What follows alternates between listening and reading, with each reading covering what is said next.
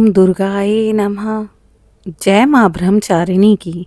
प्रिय श्रोतागणों, नवरात्रि का द्वितीय दिवस माँ ब्रह्मचारिणी की पूजा के लिए समर्पित है।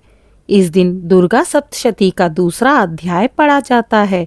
यह अध्याय हमें यही सिखाता है कि अहंकार और अत्याचार जब चरम पर पहुंचता है, तब माँ दुर्गा ही धर्म की रक्षा के लिए प्रकट होती हैं। माँ ब्रह्मचारिणी का स्वरूप अत्यंत सरल, सौम्य और तपस्विनी है। वे श्वेत वस्त्रों से अलंकृत, निर्मल कमल समान मुखमंडल वाली, एक हाथ में जपमाला और दूसरे हाथ में कमंडल धारण किए हुए विराजमान हैं। उनकी चाल संतुलित, मुख पर तेज, नेत्रों में असीम करुणा। यह स्वरूप साधक को भक्ति, तप, संयम, धैर्य का अद्भुत संदेश देता है। श्रोताओं, उनकी शांति और गंभीरता हमें यही सिखाती है कि सच्चा सौंदर्य भोग विलास में नहीं, बल्कि आत्म संयम और साधना में ही है। सच्ची भक्ति बाहरी वैभव नहीं होता, बल्कि अंतर की दृढ़ता और भक्ति से प्रकट होती है। जब भक्त श्रद्धा से उनका ध्यान करता है, तो उसके हृदय में दिव्यता और शांति का संचार होता है। माँ ब्रह्मचारिणी का मनमोहक स्वरूप साधक को यह विश्वास दिलाता है कि धैर्य और संयम ही जीवन की सबसे बड़ी पूंजी है। हे माँ ब्रह्मचारिणी, आपके श्वेत, तपस्विनी और करुणामयी स्वरूप का ध्यान कर भक्त जीवन में संयम, साधना और धैर्य की अमृत धारा पाएं। आपका यह अद्भुत मनमोहक स्वरूप सदा हमारे हृदय में स्थापित रहे और आपका यह स्वरूप हमें हर कठिनाई में अडिग रहकर विजय की ओर ले चले।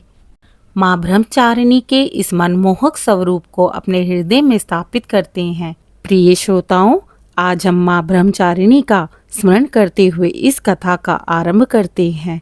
ओम देवी ब्रह्मचारिण्यै नमः। या देवी सर्वभूतेषु माँ ब्रह्मचारिणी रूपेण संस्थिता, नमस्तस्यै नमस्तस्यै नमस्तस्यै नमो नमः। जय माता दी। एक समय की बात है, दैत्यराज रंभासुर ने एक असुर कन्या से विवाह किया। वह कन्या जलमाहिष यानी भैंस के रूप में भी विचरण करती थी। विवाह के पश्चात उनके संयोग से एक पुत्र उत्पन्न हुआ। उसका नाम था महिषासुर। क्योंकि उसकी माता महिषी थी, इस कारण उसका नाम महिषासुर पड़ा। महिषासुर बड़ा पराक्रमी और बलशाली असुर बना। उसने कठोर तप किया और भगवान ब्रह्मा जी को प्रसन्न किया। जब ब्रह्मा जी प्रकट हुए, तब महिषासुर ने वर मांगा, हे प्रभु, मुझे देवताओं, दानवों और राक्षसों में कोई ना मार सके, केवल स्त्री के हाथों मेरा वध संभव हो। ब्रह्मा जी ने कहा, तथास्तु।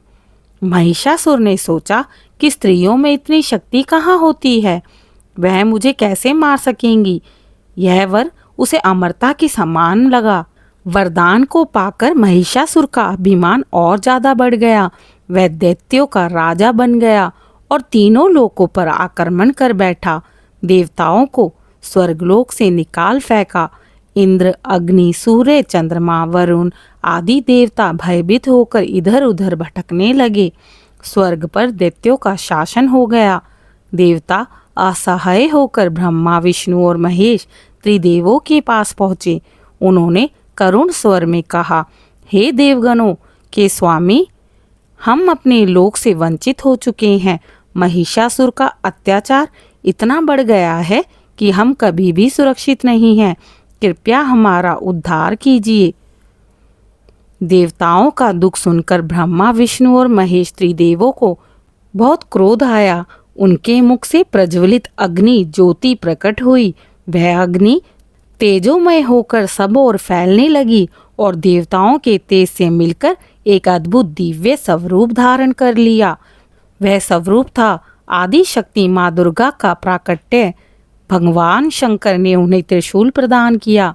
भगवान विष्णु ने उन्हें चक्र प्रदान किया। वरुण देव ने उन्हें शंख, अग्निदेव ने शक्ति और वायु ने धनुष बाण, इंद्र ने वज्र, यम ने दंड, कुबेर ने गदा, समुद्र ने अद्भुत हार और रतन, हिमालय ने सिंह वाहन प्रदान किया। इस प्रकार सभी देवताओं के शस्त्र और तेज से संयुक्त होकर देवी महाशक्ति प्रकट हुई। उनके तेज से तीनों लोक आलोकित हो उठे।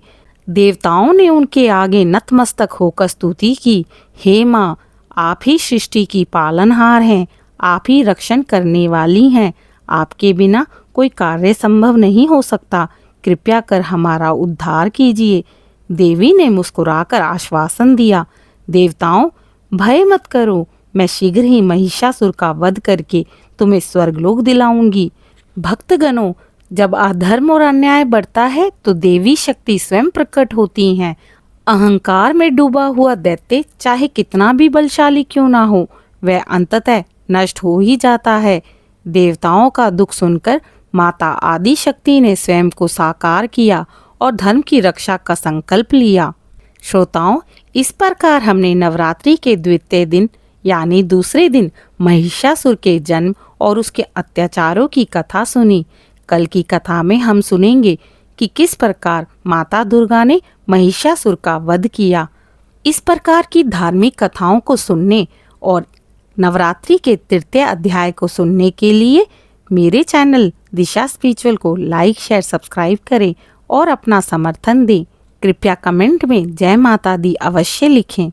आप सभी को मेरी तरफ से नवरात्रि की हार्दिक शुभकामनाएं।